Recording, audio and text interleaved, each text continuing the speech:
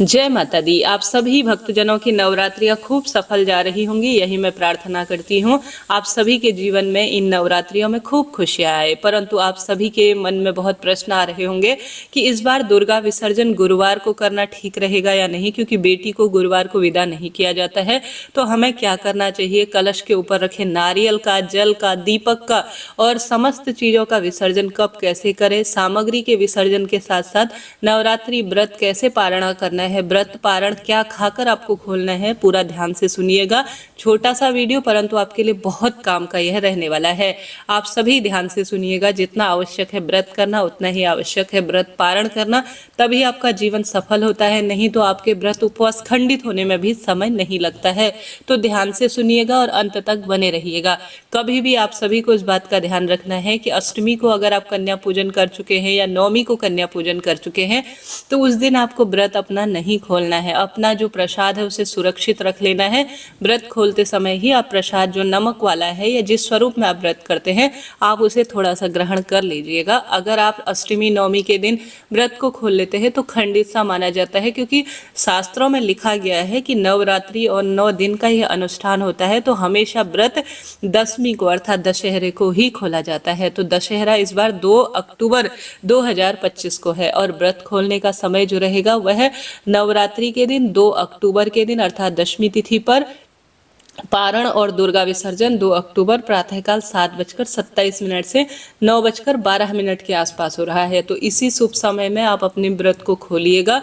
आप सभी चीजें ध्यान रखिएगा कि नवमी तिथि समाप्त हो चुकी हो और दशमी तिथि लग चुकी हो, तभी व्रत खोलना ज्यादा शुभ और श्रेष्ठ रहेगा। तो आप सभी को इस समय में ही अपने व्रत को खोलना चाहिए। ठीक है, यह तो बात हो गई। अब इसके साथ साथ आप सभी को इस बात का ध्यान रखना है कि जो आपने पूजा चौकी में दीपक रखा हुआ है, अखंड दीप लगाया है या सामान्य तरह से आपने व्रत उपवास के निमित्त दीपदान किया हुआ है, उसको आपको किसी भी तरह से बुझाना नहीं है। और साथ के साथ उसमें जो है तेल डालना आपको बंद कर देना है। और जब नवमी तिथि पूर्ण हो जाए उसके बाद तेल डालना आप बंद कर दीजिए। धीरे धीरे वह अपने पूर्णता की ओर होगा, समापन की ओर होगा, फिर आपको कोई दोष नहीं लगेगा। तो आपको इसे बुझाना नहीं है। बहुत दोषयुक्त इसका जो है देखा जाता है और इसे किसी भी स्वरूप में आपको हाथ से भी नहीं हिलाना है। जैसा है जहां पर है उसे वहीं रख दीजिए, बस उसमें तेल डालना आप छोड़ दीजिए, वह धीरे धीरे पूर्णता की ओर आ जाएगा। ठीक है, यह बात हो गई। अष्टमी कब है, नवमी कब है, कन्या पूजन का शुभ मुहूर्त क्या रहेगा, आपके लिए मैंने पहले ही चैनल पर वीडियो दे दिया है, आप उसे जरूर देखिएगा। आप सभी सुंदर भाव सच्चे मन से माँ भगवती की पूजा आराधना करें और आप सभी अपने व्रत को कैसे खोलें, सामग्री का क्या खोलें करें, ध्यान से सुनिएगा। और साथ के साथ आपको गुरुवार को माता को विदा करना है या नहीं इसकी जानकारी भी है। तो वीडियो के अंत तक बने रहें और इस वीडियो को आप शेयर जरूर कर दीजिएगा। लाइक सब्सक्राइब कर मेरा सपोर्ट आप जरूर करें। देखिए, जैसे कि आप अष्टमी नवमी पर कन्या पूजन कर दीजिए, बहुत शुभ है, श्रेष्ठ है। अब दशमी के दिन अर्थात दशहरे के दिन जल्दी उठकर सूर्य भगवान को जल चढ़ाकर आप सभी तुलसी माता का जो पूजन का नियम रखते हैं उसको आप सभी को विशेष तौर पर जो है अपने कार्य को पूर्ण कर लेना है। उसके बाद आप सभी को जो है माता के लिए भोग प्रसाद, देखिए बेटियों को हम विदा करते हैं तो खाली पेट तो किसी भी माता के स्वरूप को या किसी को भी जाने नहीं देते। तो भोग प्रसाद समर्पित करें, आप सभी जल माता को पिलाएं, भूल चूक के लिए क्षमा प्रार्थी हो। अष्टमी नवमी को आप सुहाग सामग्री इत्यादि चढ़ाएं।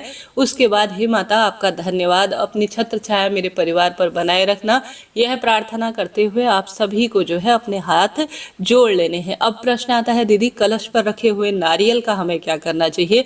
देखिए, नारियल को विदा आपको जो है 3 तरह से नारियल का प्रयोग कर सकते हैं। सबसे पहले तो औरतें कभी नारियल नहीं तोड़ती हैं, इस बात का ध्यान रखें। यह साक्षात माँ लक्ष्मी का एक स्वरूप माना जाता है। तो नारियल तो महिलाओं को नहीं तोड़ना है, परंतु कई क्षेत्रों में पुरुष या बच्चे नारियल तोड़ लेते हैं। कलश के ऊपर रखा नारियल 3 तरह से प्रयोग किया जाता है। एक तो नारियल को तोड़ लिया जाता है जिसे जो है हवन के माध्यम से अग्नि में समर्पित किया जाता है और कन्याओं को और सभी भक्तों में प्रसाद स्वरूप वितरित कर दिया जाता है। तो यह भी बढ़िया तरीका है, यह भी बहुत शुभ है, श्रेष्ठ है। एक दूसरा तरीका है कि जो कलश के ऊपर रखा नारियल होता है उसे लाल वस्त्र में लपेट कर अपने मंदिर में रखा जाता है या तिजोरी पर रख दिया जाता है और पुराना वाला विसर्जित कर दिया जाता है। तो आप दूसरा तरीका भी प्रयोग करते हैं तो बहुत ही बढ़िया है, श्रेष्ठ है।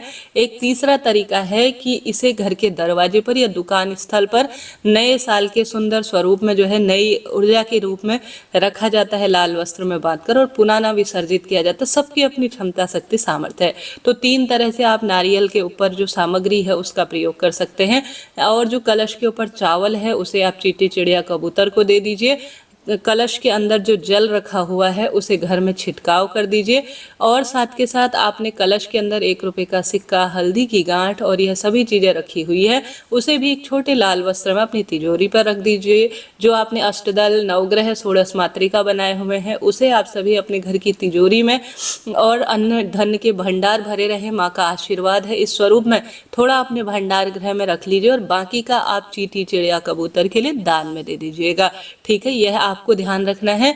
इसके बाद जो आपने दक्षिणा चढ़ाई हुई है, जब कन्या पूजन आप करेंगे तो कन्याओं में आप वितरित कर सकते हैं। थोड़ा सा आप अपने घर में अन्न धन्य के भंडार भरे। इसके लिए आप जो दक्षिणा माँ को चढ़ाई है उसमें से 2-4 रुपए के सिक्के अपनी तिजोरी में रख लीजिएगा। सुहाग सामग्री थोड़ा प्रसाद रूप में आप भी धारण कीजिएगा। बाकी कन्याओं को आप सुहाग सामग्री वितरित दान कर सकते हैं। दक्षिणा भी दान कर सकते हैं किसी देवी मैया के मंदिर में, सुहाग सामग्री भी दान कर सकते हैं। ये इच्छा आपकी है, कोई दिक्कत, टेंशन की बात नहीं। प्रसाद जो आपने माँ भगवती को भोग स्वरूप लगाया हुआ है उसे 1-1.5 घंटे के भीतर ही हटाकर सभी भक्तों में वितरित कर देना चाहिए। प्रसाद दूसरे तीसरे दिन नहीं रखना है, इस बात का आप ध्यान रखिएगा। अब आप सभी को पूरी बात समझ में आ गई होगी, आशा है, उम्मीद है। फूल, पत्ती इत्यादि जो भी चीज़ें हैं एक थैली में इकट्ठा कर कर अपने घर के गमले में या अपने घर के किसी भी जो है लॉन में या किसी भी खेत खलिहान में आप सभी को एक गड्ढा खोद कर रख देना है। नदी में या पीपल पेड़ के नीचे रखते हैं तो यहाँ वहाँ उड़ते रहती है और पैरों के नीचे आती है तो गंदगी होती है। तो अपने घर का कोई भी गमला हो, कोई भी खेत खलिहान हो, आपका छोटा सा गार्डन है, गड्ढा खोदिए और भू विसर्जन कर दीजिए। आपने इतने दिनों की जो दीपक, बत्ती, माचिस, फूल, पत्ती जो भी चीज़ें हैं उन सबको आपको छोड़ देना है। और साथ के साथ ज्वारे भी अपने मस्तक पर धारण कर कर थोड़ा अपनी तिजोरी में रखकर आप उस भू विसर्जन जहाँ पर गड्ढा खोदा है वहाँ पर आप छोड़ दीजिए। धरती से उत्पन्न वस्तु है, धरती पर ही समाहित हो जाएगी। तो इस तरह से आपको यह कार्य करना है और भूल चूक के लिए क्षमा प्रार्थी होना है। कोई भी प्रश्न हो आप पूछ सकते हैं, आपका अपना चैनल है। अब प्रश्न आता है कि दीदी गुरुवार का दिन है तो माता को विसर्जित कर सकते हैं या नहीं। कई स्थानों पर कहा जाता है कि अगर हम सभी गुरुवार के दिन बेटी विदा करते हैं तो माई का पक्ष हमेशा गरीब और निर्धन रहता है। देखिए, यह सब चीज़ें माता पर लागू नहीं होती हैं, वह माँ भगवती है। जब वह चाहेंगी तब आएंगी, जब वह जाना चाहेंगी तब वह चली जाएंगी। तो यह सब नियम, धर्म, लोक मान्यताएं हैं जो सिर्फ मानव जीवन को प्रभावित करती हैं और मानव जीवन पर ही यह लागू होती है। माँ भगवती पर इनका कोई असर नहीं होता है।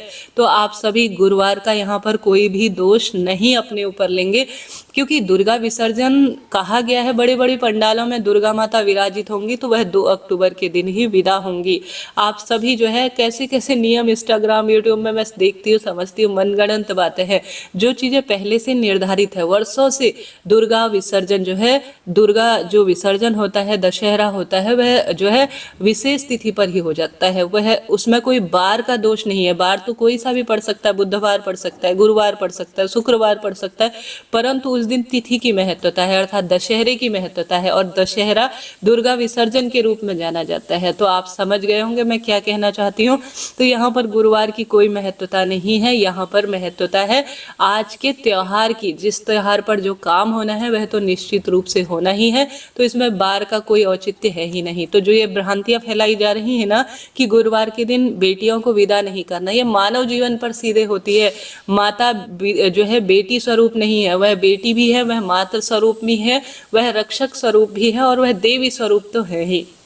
माता पर बाढ़ का असर कोई भी होना नहीं है। जो काम जिस दिन होना है, जिस तिथि पर होना है, उसकी महत्वता है।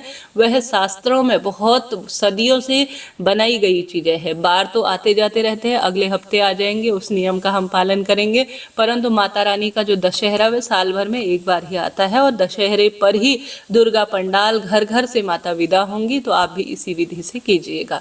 तो आप सभी समझ गए होंगे मैं क्या कहना चाह रही हूँ। फिर भी विसर्जन से संबंधित, व्रत खोलने से संबंधित कोई प्रश्न हो आप पूछ लीजिए, आपका अपना चैनल है। इससे पहले कन्या विसर्जन, कन्या पूजन और समस्त चीज़ें कहने का अर्थ है, मैंने जो है एक एक तिथि को जो है देखकर आपके लिए बनाया है। उस वीडियो को आप जरूर देखिए, वह वीडियो आपके लिए बहुत काम का रहेगा। अष्टमी, नवमी, अंतिम व्रत कब कैसे करें उसमें पूरी बात बताई गई है। तो मैंने आपको यहाँ पर पूरी बात बताई, क्या खाकर आपको व्रत खोलना है वह भी ध्यान से सुनिएगा। आप सभी को जो माता को चढ़ाया गया प्रसाद है, जैसे चने, हलवा और पूड़ी का माँ को अष्टमी नवमी पर भोग लगाया जाता है, इन्हीं को कन्या को वितरित किया जाता है। तो यही भोग प्रसाद आपको ग्रहण करना है और भूल चूक के लिए क्षमा प्रार्थी होना है। दान दक्षिणा ज़्यादा से ज़्यादा देनी है। माँ दुर्गा की अच्छी तरह से पूजा सेवा आपको करनी है। और व्रत जो है दशहरे की सुबह पहले आप सभी माता को विदा करेंगे, उसके बाद ही अपने व्रत को खोलेंगे, ठीक है। अब आप सभी को जो है, जैसे आपको मैंने समस्त सामग्री की बात बता दी, फिर भी आपको कोई भी चीज़ लगती है कि मेरी यह रह गई है, तो आप उसे स्वयं प्रसाद रूप में अपने पति या आप धारण कर सकते हैं। कोई दोष नहीं है, कोई दिक्कत नहीं है। बाकी की चीज़ें कोई ऐसी लगे कि जो मैं नहीं बता पाई हूँ, कुछ मुझसे छूट रही है, तो आप उसे किसी मंदिर में किसी कन्या को दे सकती है, तो कोई दिक्कत नहीं। दुर्गा माता की फोटो है तो हमारे घर पर ही विराजित होती है। गणपति गजानन भी हमारे मंदिर पर ही विराजित होते हैं। यज्ञोपवीत भी पुरुष जन पहन लेते हैं। तो यह बात हो गई है, ठीक है जी। तो इस तरह से ये मैंने पूरी आपको बात बताई।